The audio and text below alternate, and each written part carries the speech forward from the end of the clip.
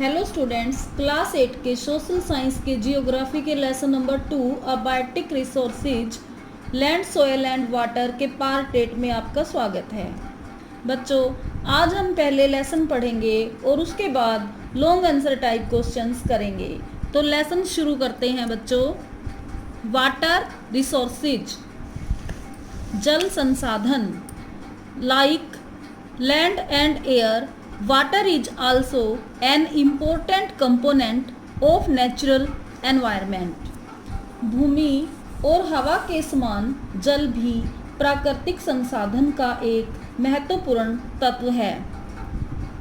Water is not only essential for drinking purposes, but it also provides shelter to many of the organisms। जल केवल पीने के लिए ही आवश्यक नहीं है, बल्कि यह कई जंतुओं को आवास भी प्रदान करता है। It is a tasteless and colourless substance that covers about 3/4 of the earth's surface. यह एक स्वाद रहित और रंगहीन पदार्थ है जो पृथ्वी की सतह का लगभग 3/4 भाग घेरता है। The earth is therefore called the water planet और ब्लू प्लैनेट। इसीलिए पृथ्वी को जलीय ग्रह या नीला ग्रह भी कहते हैं। The earth has both the fresh as well as the saline water. पृथ्वी पर लवणीय व अलवणीय दोनों ही प्रकार का जल है।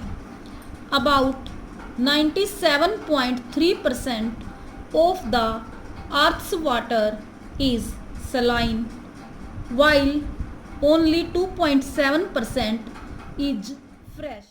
पृथ्वी का लगभग 97.3% जल लवणीय है, जबकि केवल 2.7% जल स्वच्छ है।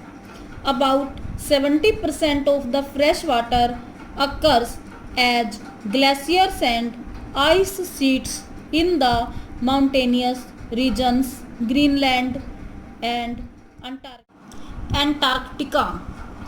इसका लगभग 70% भाग बर्फ की चादरों और हिम नदियों के रूप में अंटार्कटिका, ग्रीनलैंड और पर्वतीय प्रदेशों में पाया जाता है।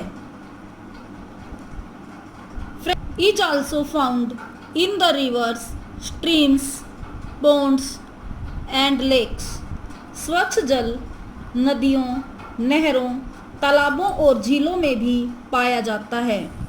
Melting snow is a source of fresh water. पिघलती हुई बर्फ स्वच्छ जल का स्रोत है। Most of the fresh water bodies are inaccessible.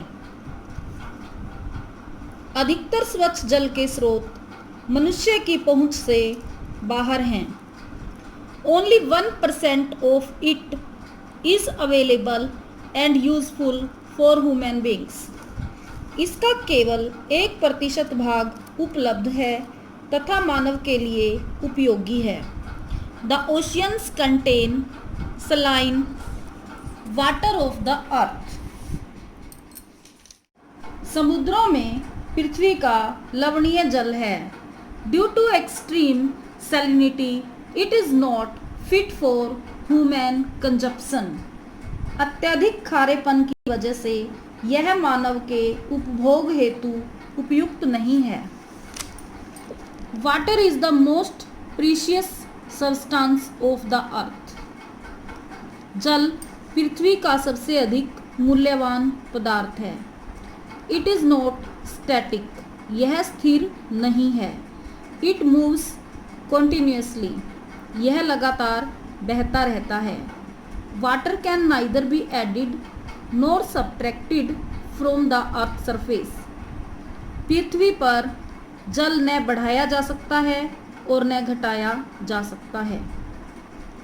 The total volume of the earth's water remains constant. पृथ्वी पर जल की कुल मात्रा स्थिर रहती है। Water from oceans and other huge water bodies evaporates and condenses to form clouds.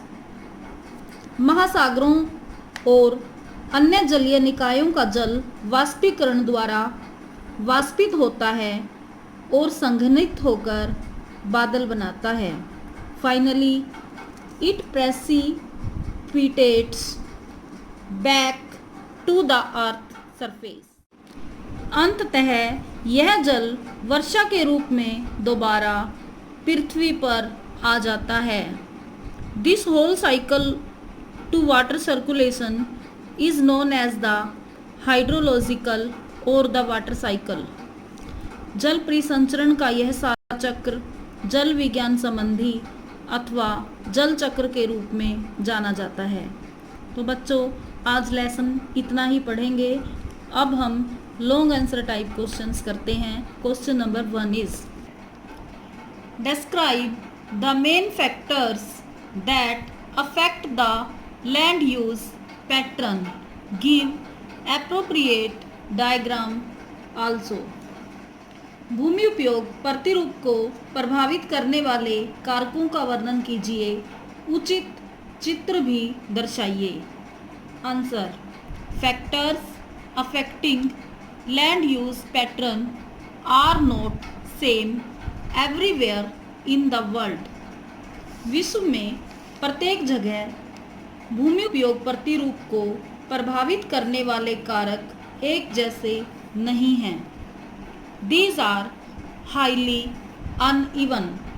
ये अत्यधिक अनियमित हैं। These factors are। ये कारक हैं।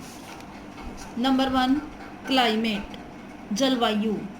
Land use pattern of any place is directly or indirectly influenced by climatic conditions. किसी स्थान का भूमि उपयोग प्रतिरूप प्रत्यक्ष या परोक्ष रूप से जलवायविक परिस्थितियों द्वारा प्रभावित होता है। सेकंड, टोपोग्राफी स्थलाकृति। Well drained plain regions provide suitable conditions for agricultural activities and pastures। अनुकूल अपवाहित क्षेत्र कृषि गतिविधियों और चरागाहों के लिए अनुकूल स्थितियां प्रदान करते हैं। नंबर 3 टाइप्स ऑफ सोयल मृदा के प्रकार। N adequate and well planned land use pattern can be seen in the areas having fertile soil। उपजाऊ मृदा वाले क्षेत्रों में एक उचित सुनियोजित भूमि उपयोग प्रतिरूप देखने को मिलता है। नंबर 4 अवेलेबिलिटी ऑफ वाटर जल की उपलब्धता। Availability of water is essential both for the settlements and land use pattern। जल की उपलब्धता आवास और भूमि उपयोग प्रतिरूप दोनों के लिए अति आवश्यक है। Number 5 minerals technology and human resources खनिज प्रौद्योगिकी एवं मानव संसाधन। They also influence the land use pattern of a place. वे भी किसी स्थान के भूमि उपयोग प्रतिरूप को प्रभावित करते हैं। Human resources use technology to convert the raw natural resources into valuable products that fulfil the requirements of the people. मानव संसाधन प्रौद्योगिकी का प्रयोग करके कच्चे प्राकृतिक संसाधनों को बहुमूल्य वस्तुओं में बदलते हैं जो लोगों की आवश्यकताओं की पूर्ति करते हैं। Second question is, give a comparative study on the land and soil resources. भूमि व मृदा संसाधनों का तुलनात्मक अध्ययन कीजिए. Answer, land resources and soil resources. भूमि संसाधन और मृदा संसाधन. Point number 1, land resources are referred to the shape, form and nature of the land surface. भूमि संसाधनों से तात्पर्य है कि भूमि की सतह का आकार, रूप तथा प्रकृति.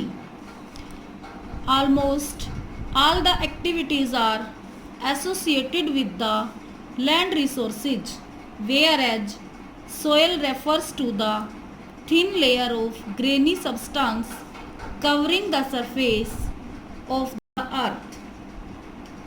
लगभग सभी गतिविधियां भूमि संसाधनों से जुड़ी हुई हैं, जबकि पृथ्वी की सतह पर दानेदार कणों के आवरण की पतली परत मृदा कहलाती है. Point number 2, land can be classified as private and community land. भूमि को निजी व सामुदायिक भूमि में वर्गीकृत किया जा सकता है. Soil profile is further divided into a number of horizons: topsoil, subsoil, fragmented rock material, parent rock. मृदा परिच्छेदिका आगे कई स्तरों में विभाजित होती है: ऊपरी मृदा, उप मृदा, खंडित चट्टानी पदार्थ, जनक चट्टान. Point number 3, factors affecting land use pattern are climate, topography, types of soil, availability of water, minerals and technology and human resources, whereas factors affecting formation of soil are parent rock, relief, climate, time and natural vegetation, wildlife and microorganism. भूमि उपयोग प्रतिरूप को प्रभावित करने वाले कारक हैं: जलवायु, स्थलाकृति, मृदा के प्रकार, जल की उपलब्धता, खनिज और प्रौद्योगिकी और मानव संसाधन. जबकि मृदा के निर्माण को प्रभावित करने वाले कारक हैं जनक शैल, उच्चावच, जलवायु, समय और प्राकृतिक वनस्पति, जंगली जीवन और सूक्ष्म जीव.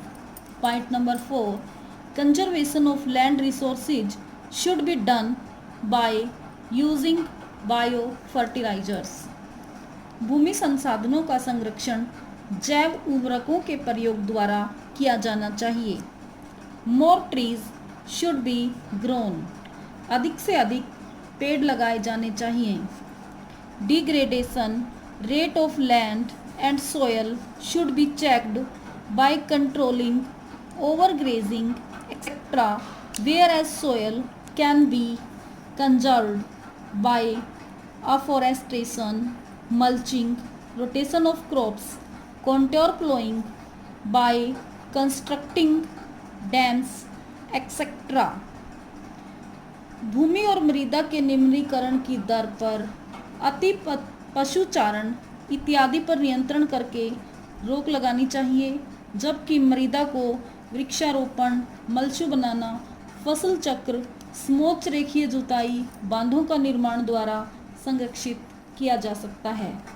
तो बच्चों, आज हम यही 2 लॉन्ग क्वेश्चंस करेंगे. Thank you. Have a nice day.